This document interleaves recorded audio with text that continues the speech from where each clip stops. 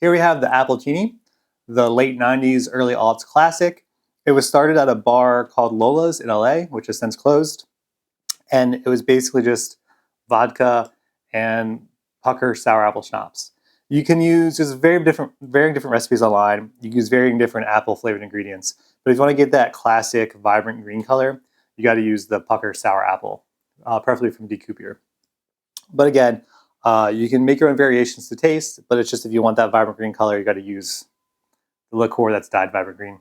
To mix the Appletini, you'll start with your 2 ounces of vodka, then your 1 ounce of your pucker green apple schnapps, sour apple schnapps. It's important to use like the pucker sour apple one to get that vibrant green color that Appletinis are known for. So that's basically, you could stop here, but the original recipe did add a small splash of sweet and sour mix. So you can just splash a bit of that in there, just a little bit. And then, of course, in your shaker with ice, and then shake. And then straight into your cocktail glass, as usual. And that's your Appletini. Cheers.